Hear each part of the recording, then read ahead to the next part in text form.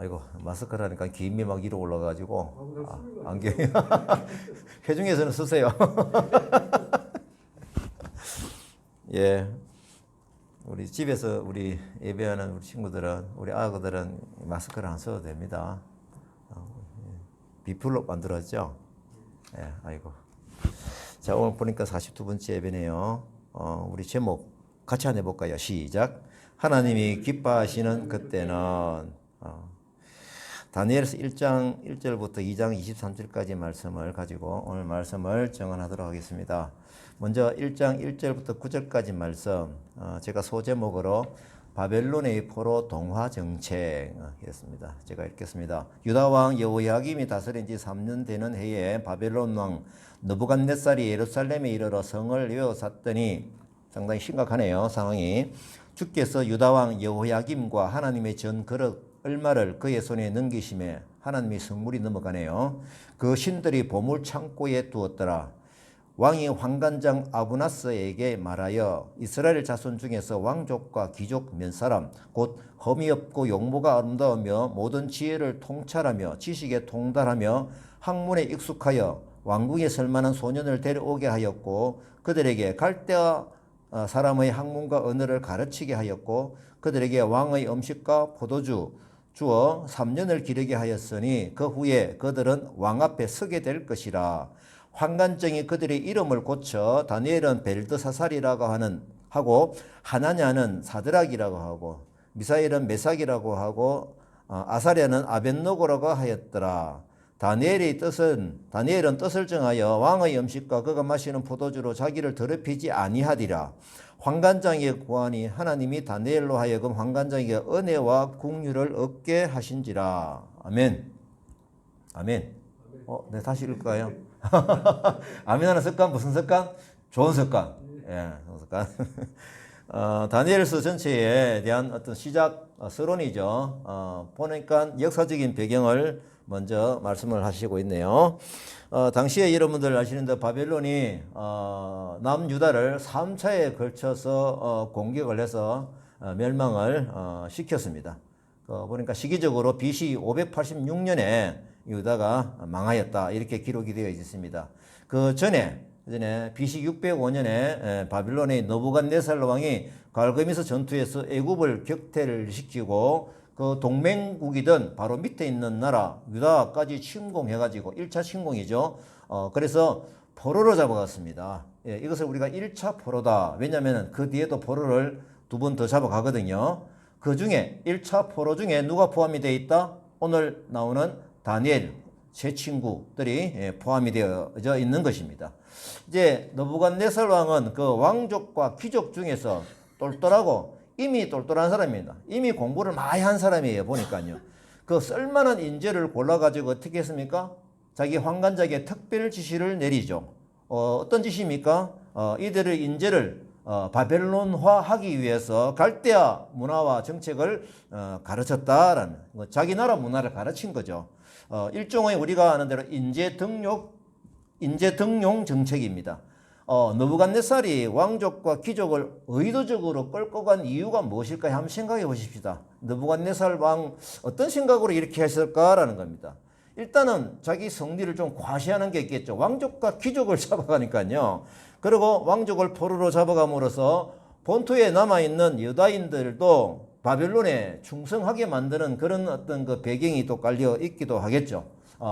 또 있습니다. 포로들의 그 교화를 통해서 이들이 가지고 있는 하나님을 향한 그 신앙과 문화를 리셋 시키고 바벨론 문화를 가르치고 바벨론화하기 위한 그런 의도가 여기에 들어 있는 것입니다. 이 중에 이제 다니엘과 세 친구가 포함이 되어 있다, 이렇게 얘기를 하고 있습니다.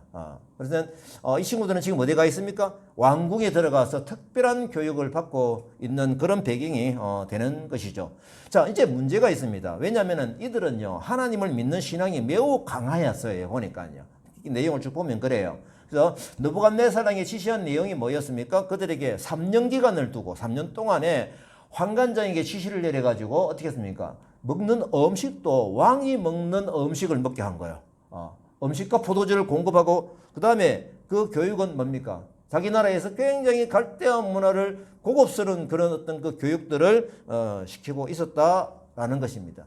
여기에서 우리가 그 나라의 문화와 그 나라의 교육만이 문제가 아니고 실제로 오늘 내용을 읽어볼 때 두드러진 것이 보입니다. 뭡니까? 신앙적인 부딪힘입니다. 왜냐하면 일단 이들의 이름을 바벨론식으로 개명을 했는데 저희들도 뭐 미국에 가면은 우리 애들도 뭐 미국식으로 이름을 바꾸잖아요. 그런 어떤 그 부르기 좋은 식으로의 개명이 아니라 이름 뜻을 보니까 이 내용에 보면은 하나님의 신앙심과 그 민족성을 말살시키고자 하는 그 의도가 이 계명에 들어 있더라라는 것입니다. 이 동화 정책의 일환이죠. 그 표를 한번 봅니다. 예, 표를 한번 잠깐 보여주세요. 지금 이제 이 표를 보니까 제가 주석을 보니까 이런 거예요. 원래 유다의 이름의 의미는 내용을 보면 어떻습니까? 하나님 중심의 뜻이 다 있는 것이죠. 여기 보게 되면은 뭐 하나님께서 심판하신다. 하나님은 자비로우시다. 하나님과 같은 분 누구인가? 하나님께서 도우신다.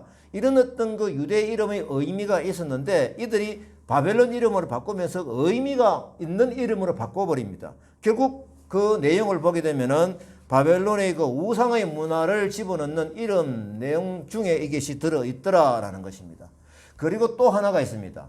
바벨론 왕은 여호와에 대한 신앙을 버리고 자신 명령에 충실한 신복을 만들기 위해서 이들이 먹는 음식에 두고 규정을 한 것이죠. 결국 무슨 얘기냐면은 왕이 먹는 음식을 줬다?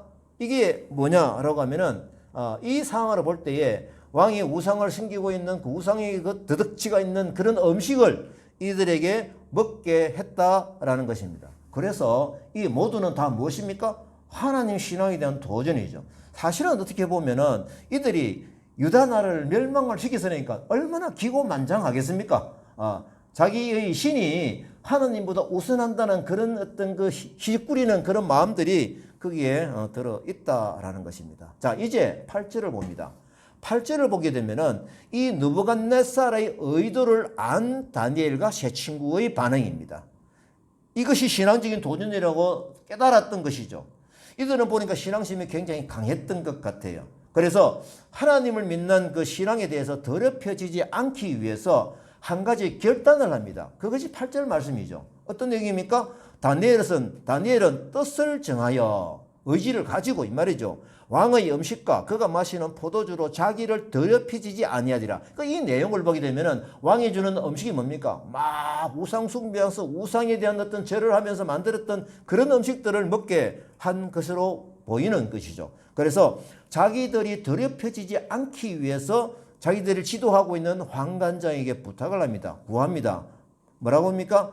왕이 제공하는 음식 이런 부분들은 저희들은 먹지 아니하고 자기들은 채소나 이렇게 상관없는 그런 음식을 먹겠다라고 얘기를 한 것입니다. 그러면은 여기서 더럽혀지지 않는 그런 음식을 먹고자 하는 이 다니엘과 이 세 친구들의 결심은 어떤 결심일까라는 것입니다. 마음의 전인격적인 그 마음의 좌소에 하나님의 영이 임하고 있는데 이 마음의 좌소에 더럽히지 않겠다라는 그런 어떤 그 마음의 결단이 있게 되는 것이죠. 그래서 하나님을 향한 전적인 신뢰와 순종을 하겠다고 하는 그런 결단을 이 대화 중에서 볼 수가 있는 것입니다.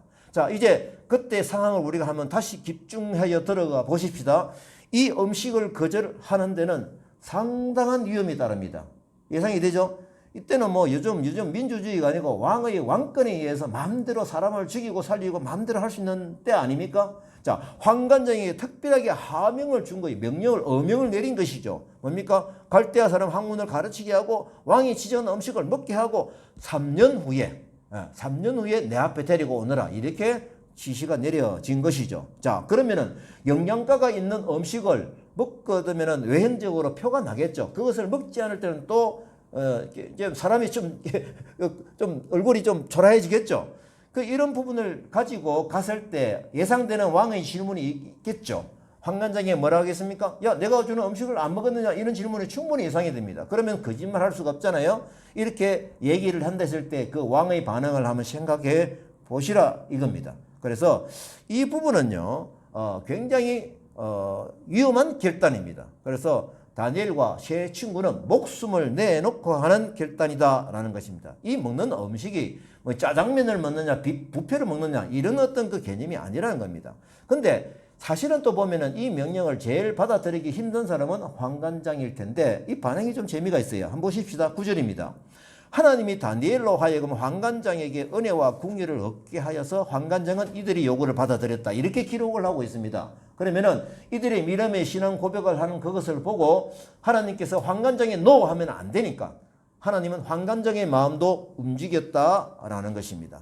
그래서 왕의 명령에 복종해야 되는 뚜렷한 이유가 있는 환관장에게 있어서 이런 일들은 극히 이례적인 일이다라는 것입니다. 자, 제가 이것을 볼 때에 사실은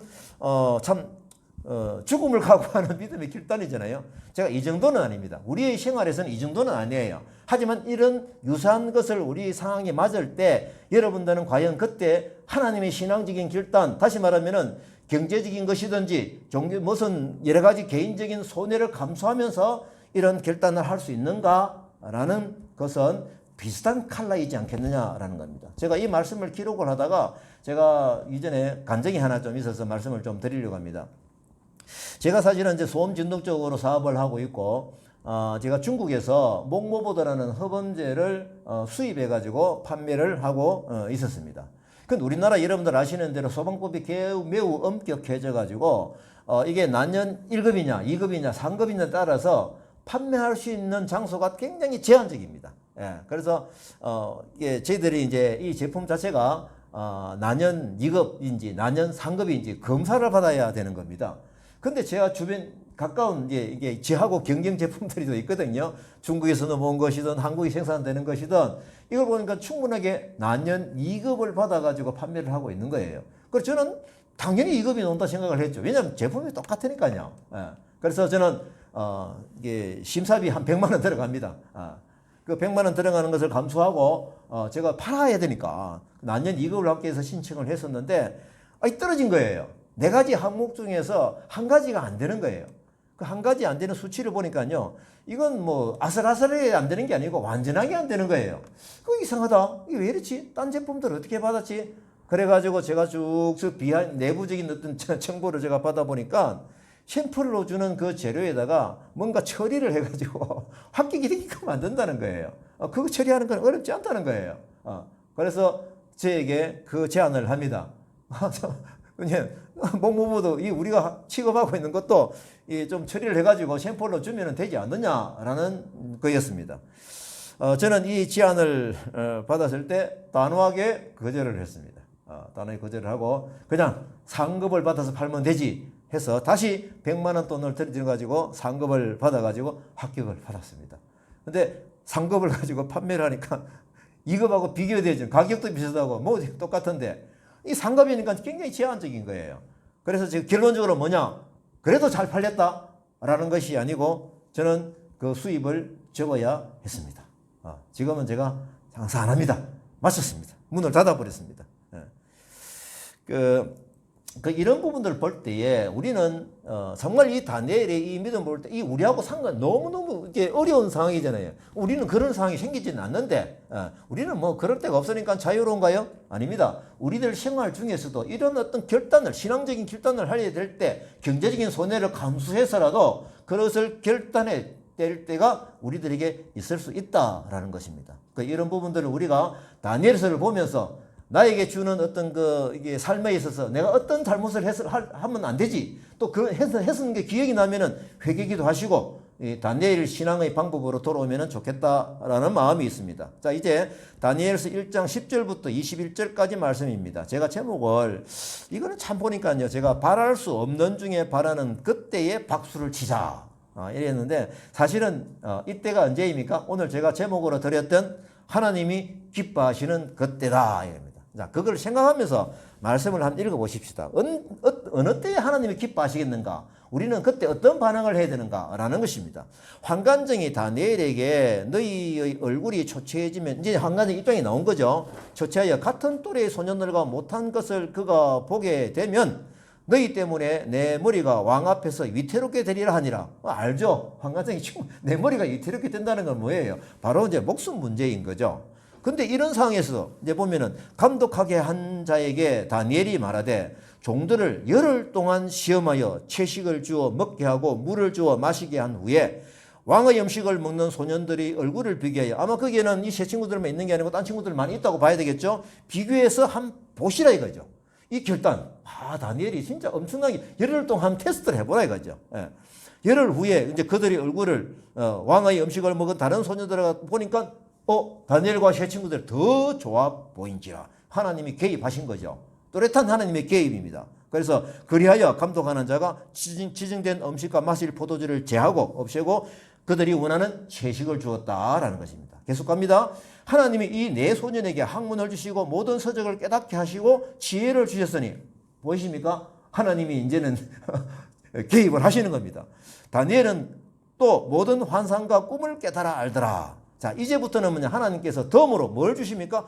환상과 꿈을 깨달아 알게 하더라. 이 시점이 나중에 결국은 엄청난 다니엘의 행보에 결정을 짓는 중요한 시점이 되는 것입니다. 이 작은 시작이 하나님의 뜻이 시작이 되었다. 작업이 들어왔다라는 것입니다. 자, 왕이 말한 대로 그들을 불러들일 기한이 찼으므로 환관장이 그들을 느부갓네살 앞으로 데리고 가니 왕이 그들에게 모든 일을 묻는 중에 그 지혜와 총명이 온 나라 박수와 술객보다 10배나 나은 줄 아냐. 대단하죠?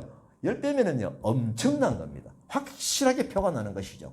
자, 이제 여러분들 보실 때 오늘 말씀에서 하나님이 참 언제부터 기뻐하셨다라는 것을 우리는 좀 깨달아 알 수가 있습니다. 자, 이 다니엘서는, 다니엘이 비록 바벨론의 포로로 잡혀갔지만은 하나님께서는 이 다니엘서를 통해서 큰 역사가 진행이 되는 매우 중요한 예언서적인 기록입니다. 자, 그러면은 우리가 다니엘 하면은 생각나는 게 딱 이미지가 뭡니까? 어떤 게 기억이 나죠? 유권사님? 뭡니까? 다니엘 이 뭡니까? 금신성 꿈 해석 딱 기억나고 또 뭡니까? 예, 그 총리 된 거죠. 거기서. 엄청난 자리를 차지한 거. 이 두 가지가 머릿속에 딱 떠오를 겁니다. 자, 이게 제가 뭘 말씀을 드리고 싶었냐면요. 우리들의 관심은 그쪽에 있다라는 거예요. 그런데 하나님의 관심은 언제부터 시작이 됐는지 금방 지금 읽었잖아요. 그죠? 이들이 하나님의 방법을 따라가 결단할 바로 그때에 하나님께서는 작업을 하신 것이다. 이겁니다. 자, 우리의 관심은 기적 같은 큰 일이 눈에 두드려지고 그 결과가 있을 때 집중하는 경향이 좀 있다라는 겁니다. 하지만 하나님의 큰 역사가 일어난 그 배경에는 다니엘의 그 작은 믿음이 시작이 될 때, 결단을 할 때, 그때부터 하나님은 역사를 시작하셨다라는 것을 제가 여러분들 말씀을 통해서 확인하고 싶은 부분입니다. 자, 이제 다니엘 입장에서 한번 보겠습니다. 본인이 믿고 신뢰하고 절대적인 하나님의 나라가 바벨론 공격 앞에서 맥없이 무너졌잖아요. 그리고 자기가 왕족인 자신을 포함해서 바벨론에 잡혀왔잖아요. 자, 그러면 남유다의 다음 세대 주인공들은 이제는 없어진 것과 다름없는 그런 현실이 된 거예요. 이때에 신앙적인 절망감이 얼마나 클까요? 내가 하나님 믿었는데 이게 하나님 주신 결과냐? 라고 해서 하나님을 원망하고 떠나도 되는 객관적인 이유가 있는 때가 바로 이때인 것입니다. 그럼에도 불구하고 이 다니엘이 믿음의 결단을 포기하지 아니하고 하나님 신뢰하는 것을 포기하지 아니하고 그들이 하나님 우상의 문화를 저항하고 하나님의 믿는 믿음으로 결단을 한 것은 엄청난 결단이다라는 것을 우리는 깨달아 알아야 되는 것입니다. 왕족으로서 삶이 무너졌고 신뢰하고 있었던 하나님의 보호가 무너진 것 같은데 매우 절망적인 상태에서 또한 뭡니까? 자기들의 이름이 갈대아식의 어떤 우상적인 의미를 가지고 이름이 바뀌고 이런 어떤 갈대 학문을 또 배워야 되는 그런 현실들. 이것은 매우 절망적인 상황이다. 그러면은 충분히 하나님을 포기해도 고개가 끄덕 그래 포기할 만해 라는 것이 충분한 이유가 있는 이때인 것이죠. 이때에 그들은 왕의 음식을 포기하는 거절하는 그런 결단을 하게 되는 것입니다. 죽느냐 사느냐의 어떤 선택의 기로 앞에서 그들은 하나님의 방법을 선택했다라는 것입니다. 다니엘이 거절한 것을 보면 더욱더 그러한 것이죠. 제가 이 말씀을 기록하면서 신약 성경 말씀이지만은 여기에 어울리는 말씀을 제가 생각이 났습니다. 그것은 로마서 8장 5절부터 6절까지 말씀입니다. 우리 같이 한번 집에 있는 우리 아들도 같이 한번 읽어보도록 합니다. 시작. 육신을 따르는 자는 육신의 일을, 영을 따르는 자는 영의 일을 생각하느니 육신의 생각은 사망이요 영의 생각은 생명과 평안이니라. 아멘. 예. 다니엘은 지금 무엇을 선택했는지 이 말씀을 근거로 해서 보면은 분명해집니다. 다니엘은 영을 따르는 영의 일을 생각하여 하나님의 생명과 평안을 선택한 것이라 라는 겁니다. 바랄 수 없는 중에 바랐던 것입니다. 희망이 보이지 않았지만은 시각의 힘으로 하나님의 소망을 끈을 놓치지 않았다라는 것입니다. 하나님이 내리실 그 결론의 마음을 품고 믿음의 결단을 하고 믿음의 행보를 지금 한 걸음 한 걸음 내디디고 있다라는 것입니다. 그래서 제가 이 말씀을 볼 때 그러면 이 상황을 바라보고 계시는 하나님은 어떠하실까라는 겁니다. 어떠하시겠습니까? 얼마나 기쁘시겠습니까? 정말 네가 나를 포기하고 나를 무시하고 또한 나를 잊어버리고 갈만도 하는 상황인데도 불구하고 나를 향한 그 믿음의 결단을 해주는 그 상황에서 하나님의 관심은 어떠하실까라는 겁니다. 자, 이 말씀을 제가 기록을 할 때 또 누가 생각이 나냐면 이 엘리야가 생각이 나는 거예요. 여러분들 3년 이상 비가 오지 않았잖아요. 하지만 하나님께서 주시는 그 약속을 믿고 비가 온다는 것을 결론을 가지고 그들은 신앙적으로 도전을 하고 어디입니까? 갈멜산에서 이 시합을, 그러니까 우상을 믿는 사람 450명과 시합을 하고 비 내림의 약속을 가지고 가잖아요. 한 사람인데도 불구하고 결단하고 가는 것입니다. 그래서 결국은 그 내용 중에 보게 되면 이 엘리야가 이제 비가 올 텐데 이제 비가 오게 되면 사실 이 먹구름이 조금씩 보여야 되잖아요. 그래서 상황을 시켜가지고 뭡니까? 먹구름이 보이는지 잠 가보라고. 없습니다. 또 가보라고. 이렇게 해서 몇 번씩이나 보냈던 그 엘리야의 심정. 그때 그 모습을 누가 보고 계실까요? 하나님은 뚜렷하게 보고 계신다라는 겁니다. 그래서 조그만 구름 한 조각을 봤을 때 아합 왕에게 뭐라고 얘기합니까? 빨리 지금 비가 올 거니까 궁으로 빨리 가시라고. 이런 어떤 믿음의 시각과 믿음의 선포를 할 수 있는 이 다니엘이 엘리야가 기억이 난 것이죠. 이것이 바로 뭐냐라고 하면은 우리가 지난 주일날 뭔가 저에게도 사실 기쁜 소식이 있어서 비슷한 내용이 또 나오는 거예요. 지금 오늘 제가 말씀을 준비하면서 지난 주일날 제가 이제 기쁜 소식을 들었습니다. 기쁜 소리였는데 그것도 제가 같이 좀 객관적인 관정을 좀 하고자 합니다. 제가 이제 부산대 중국 유학생 사역을 섬기고 있을 때 복음을 전하고 또 세례를 받고 또 통역도 하고 찬양도 리드한 우리 항우부라는 이 청년이 있었습니다. 이 청년이 나중에 직장을 잡고 나서 이제 우리 교회에 와보니까 너무너무 예쁜 아가씨를 보고 저에게 막 얘기를 하는 거예요. 너무 좋다고. 좀 얘기를 할 수 있게 해달라고, 좀 연결시켜달라고 사정사정을 해요. 그래서 제가 작업을 걸었습니다. 일부러 통역을 일부러 세웠습니다. 그러니까 막 일부러 막 내세운 거죠.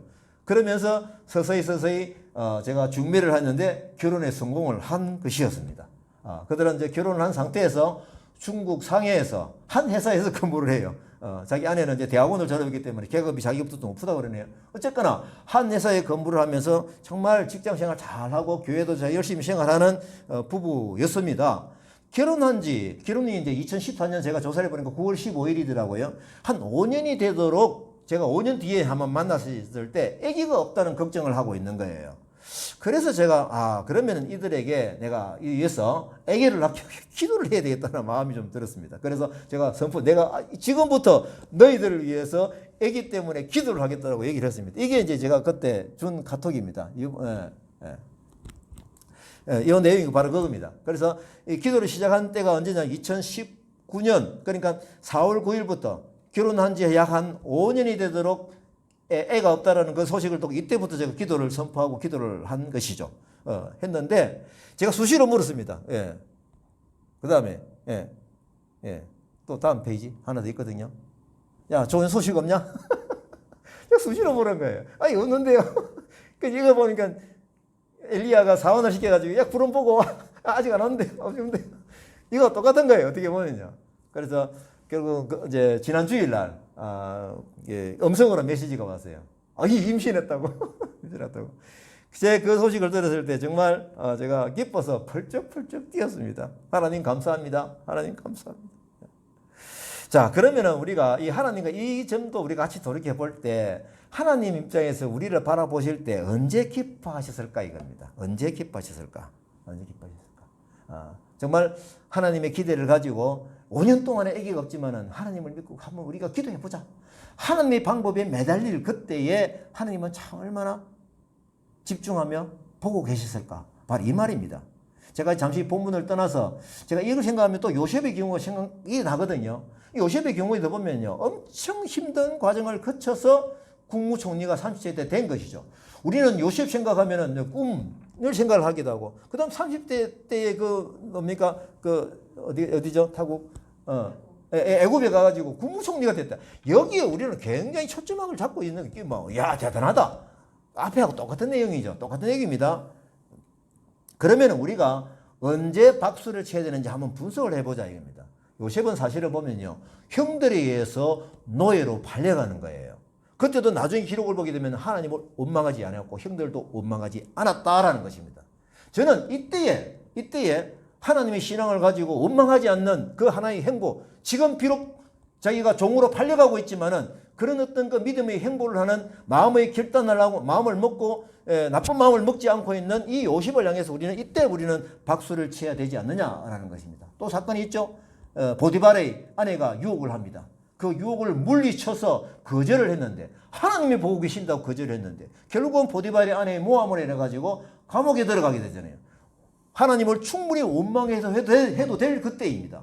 하지만 누굽니까? 요셉은 감옥에 들어가서도 하나님을 원망하지 않고 하나님을 묵상하는 하나님의 관심과 보호를 받고 있는 요셉의 삶을 그때도 우리가 있던 것을 기억을 해야 됩니다. 우리는 이때에 박수를 쳐야 된다라는 것입니다. 또 있습니다. 술 맡은 자가 갑자기 들어온 거예요. 그러면 꿈 해석을 해주세요. 그러면 나가면은 내가 억울하게 잡혀왔는데 나가면은 나를 좀 이렇게 감옥에서 풀어달라. 나는 억울하게 모함으로 와 있다. 라고 했습니다. 자, 요셉의 입장을 생각해 보십시다. 나오고 나서 이제나 저제나 내일이면 나가겠지. 모레면 나가겠지. 일주일이면 나가겠지. 계속 연락이 안 오는 겁니다. 몇 년 동안 더 있었습니까? 이 군사님? 2년 동안이요. 적어도 2년 후에 하나님이 이제 작업을 거신 거예요. 그 나라 누구 이름이 뭡니까?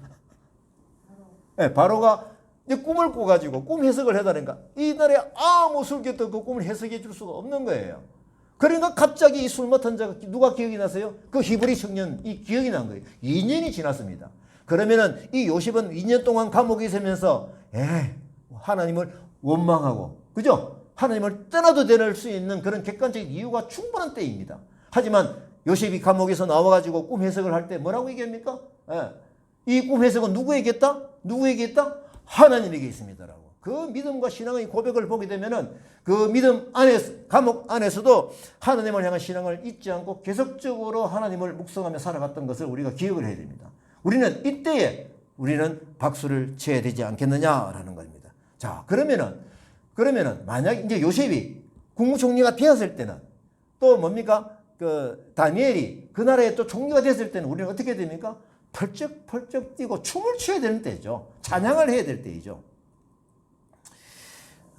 우리가 이제 이런 부분을 볼 때 하나님의 방법이 어떨 때에 우리의 신앙의 행보가 어떨 때에 하나님께서 시작을 하나님의 방법이 개입이 되느냐라는 것을 깊이 생각할 수 있는 것을 깨닫고 싶어서 제가 이 말씀을 전하는 것입니다.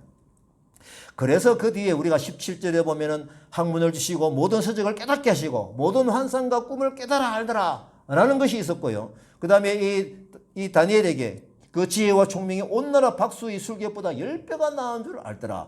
이런 결과들은 하나님을 향한 이 믿음의 결단을 가지고 있는 그 행보에 하나님께서 관심이 있으시고 그들에게 복을 주시는 그런 내용들이 이미 진행이 되었다라는 것입니다. 그래서 우리는 뭘 깨달아야 되느냐? 하나님의 나라는 우리가 신약성경에 보면요. 어디서 시작합니까? 작은 무슨 시? 겨자씨 같은 믿음에서 시작한다라는 것을 우리는 꼭 아셔야 된다라는 것입니다. 그래서 이 말씀을 저희들이 저는 정리를 하면서 우리 다카교회의 이 걸음 한 걸음이 비록 작은 걸음일지라도 다른 사람들이 어떤 시선을 받지 못하는 그런 상황임에도 불구하고 하나님은 이 작은 걸음 한 행보에 우리가 정말 그들의 영혼을 찾아서 저기에 소개하고 복음을 전하게 노력하는 그 한 행보에 하나님은 뚜렷한 관심을 가지고 지켜보고 계신다라는 것을 꼭 기억을 해야 되겠습니다. 그래서 바벨론 우상이 사라지고 또 이 바벨론 다니엘의 믿음으로 승리하게 되는 그날을 우리가 소망하면서 이 동남아에 있는 이 외국인 근로자들이 가지고 있는 그 민족의 문화, 그들의 민족의 우상들이 사라지고 그들에게 뚜렷한 하나님의 신앙에 들어가서 그들이 고국 땅에 가서 하나님 나라를 위해서 일할 수 있는 그것을 우리가 믿음으로 바라볼 수가 없느냐라는 것입니다. 하나님의 방법은 이미 시작이 되었습니다. 아멘입니까? 아멘입니다. 자, 다니엘서 2장 1절부터 23절까지 좀 길거든요. 여기 내용도 여러분 좀 아시는 내용입니다. 긴급한 위기의 상황에서 눈에 띄는 다니엘의 믿음의 지혜인데요. 이 내용은 제가 읽지 않고 대충 얘기를 합니다.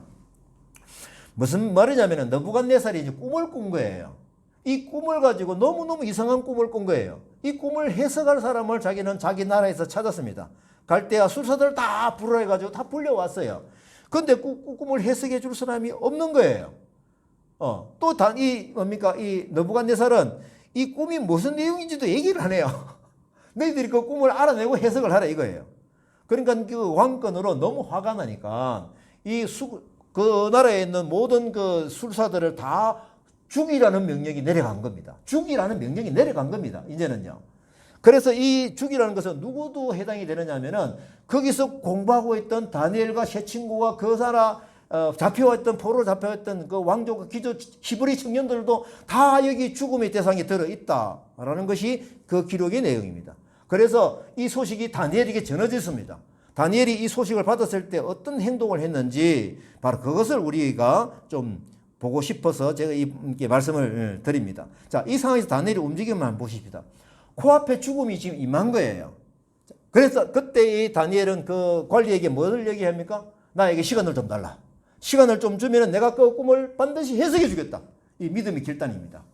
하나님이 방법이 흘러가고 있다라는 것을 이 다니엘은 믿음으로 받아들이는 것입니다. 그래서 즉각 자기 친구들에게 이 사실을 알렸습니다. 왜 사실을 알렸을까요?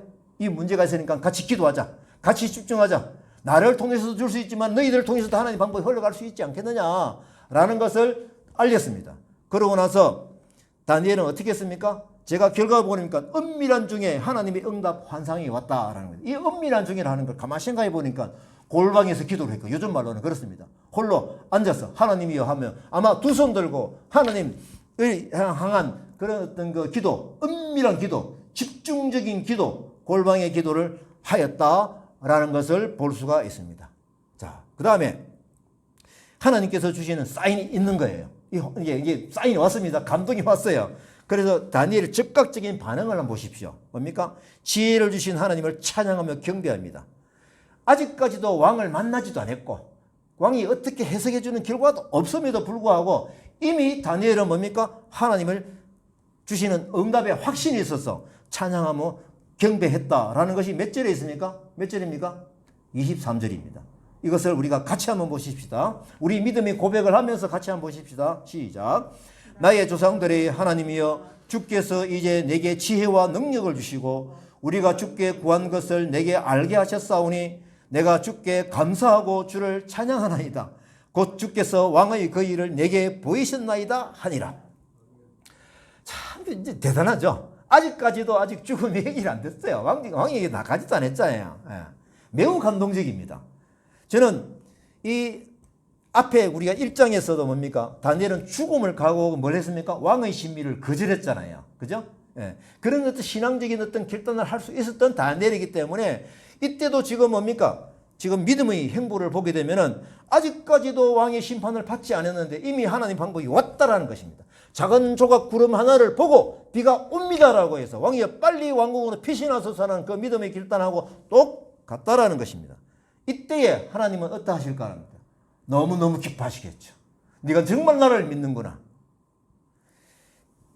제가 이 말씀을 메모를 하다가 정말 죽기를 각오하고 하는 신앙이잖아요. 그죠? 우리에게 이런 생각, 이게 잘 없잖아요. 사실은 어떻게 보면은.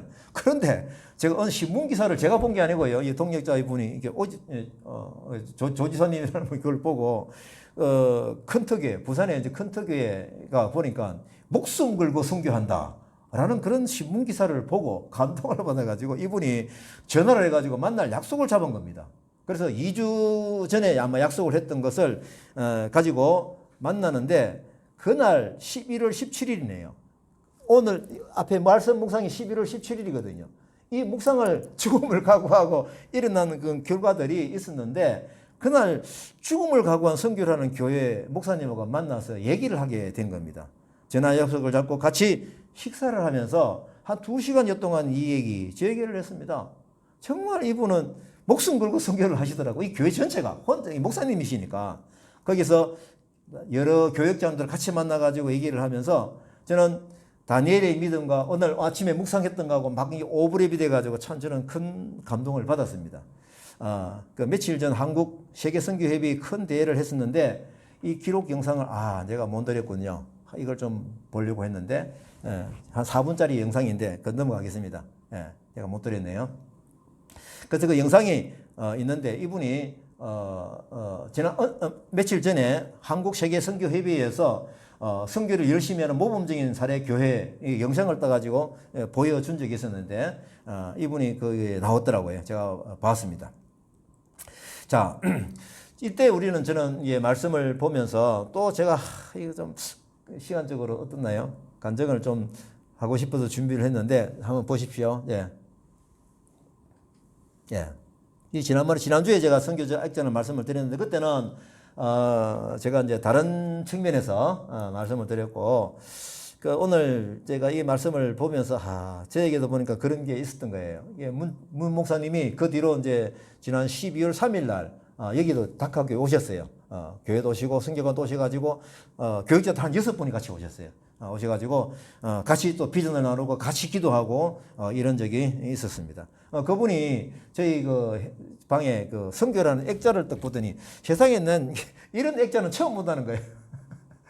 그래서 사실은 저 액자가 전에 말씀드린 대로 우리 큰딸인 이게 보다 나이가 많습니다. 제가 89년도에 기억하니까 이제 걸어놨었어요. 89년도 제가 시합을 시작을 하면서 걸어난 것이기 때문에 뚜렷하게 기억을 하고 있습니다. 지금 이게 뭐냐면은요, 이 1989년 이게 아니고 이 운전 1900년도라.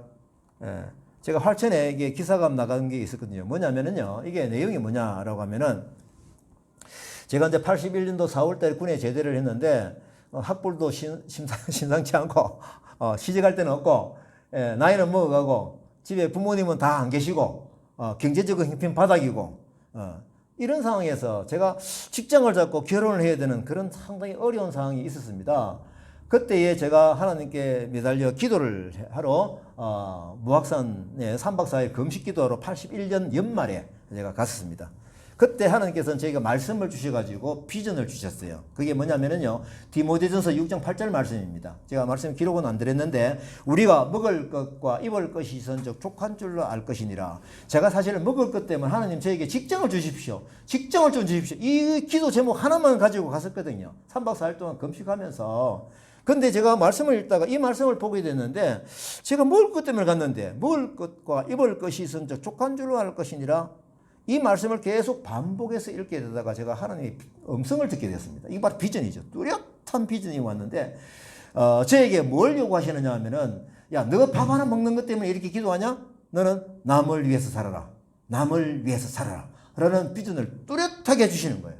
제가 그 말씀을 받고 너무 감사해서 제가 하나님 감사합니다. 기도 응답주 감사합니다. 기도하고 또 상식적인 행위가 있잖아요. 우리가 돈 다 내가지고 감사한 금으로 이렇게 하나님 기도 응답주 감사합니다 하고 내려왔습니다. 그 뒤에 제가 내려와서 자격증 공부도 하고 그 다음에 서울에 있는 대학에, 요즘 말하로는 서울대학교로 합니다만은 진짜 서울에 있는 대학에 3학년에 건축가에 편입을 해서 4년 단에 대학을 졸업하게 되고 또 뭡니까? 취직을 하고 또 한양대학교 대학원에 또 이제 대학원에 또 입학해가지고 졸업을 하고 그래가지고 논문을 다 쓰고 이것이 전체적으로 한 7년이 걸렸어요.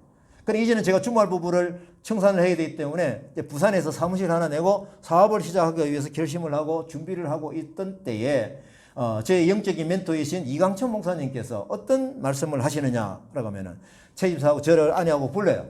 그러더니 사업을 시작할 건데 수입의 50%를 선교비를 작정하고 시작하는 게 어떻게 하느냐 이 제안을 해 주시는 거예요. 이게 너무나 큰 내용이기 때문에 저희들은 뭐 기도해 보겠습니다. 사실은 뭐 약간의 거절의 뜻이 마음에 있는 것이죠. 그 제가 이걸 가지고 기도를 하는데 아내하고 똑같이 기도를 하는데 하루 만에 7년 전에 하나님 주셨던 그 비전을 생각나게 하시는 거예요.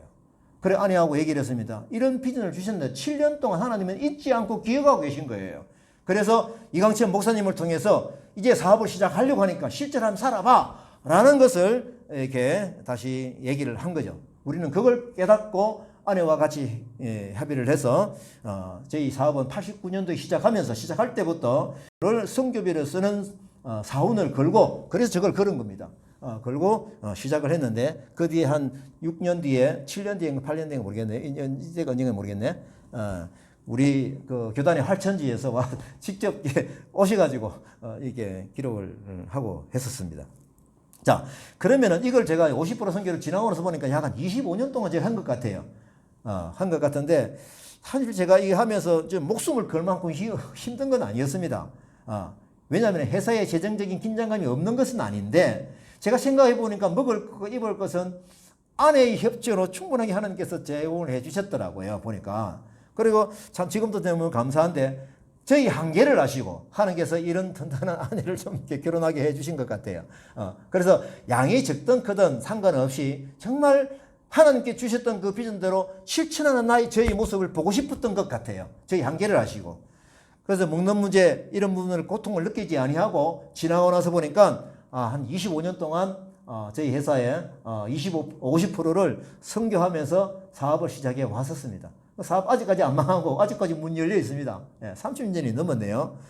지나고 나서 보니까 저희 자녀들도 반듯하게 참 잘 성장해 줘가지고 너무 하나님께 감사하고 있습니다. 좋은 직장에 다니고 있고 또 좋은 학교에 다니고 있구나 라고 하면서 제가 이걸 기록을 하면서 다시 한번 하나님께 감사를 드렸습니다. 자, 생각나는 말씀들이 뭡니까? 죽느냐 사느냐의 선택의 기로에서도 다니엘이 선택한 하나님의 방법, 영적인 기록, 이 방법 선택했던 거 다시 한 번 더 말씀을 보면서 제가 오늘 말씀을 마치도록 하겠습니다. 로마서 8장 5절 6절 말씀입니다. 다 같이 또 읽어보십시다. 시작.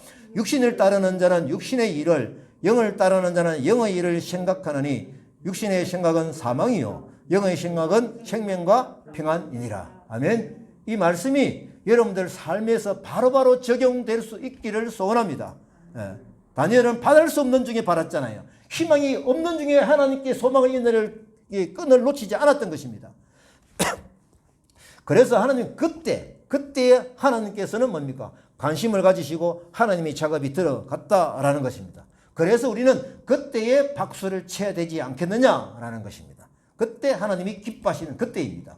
우리 충분히 결과가 일어났을 때는 어떻게 해야 된다고요? 그때는 우리가 춤을 추며 찬양하며 감사해야 되죠. 영원히 사는 것은 영원히 사는 것처럼 우리가 육신의 생각을 따르지 마십시다. 육신은 한계가 있습니다. 길의 백년 아닙니까? 하나님의 뜻에 맞는 영의 생각으로 이 세상을 살아가십시다. 아멘? 예, 결단하십시다. 자, 지금 우리 코로나가 계속 위협이 지속되고 있거든요. 더 심해졌어요. 지금 밀양에도 지금 굉장히 심각합니다. 서울, 경기도 지방에 더 심각합니다. 전쟁터에서 막 극전적인 전쟁이 일어나고 있는 것 같아요. 이 전쟁의 지휘가 누구십니까? 하나님이십니다. 우리 그분께 기도하는 것입니다.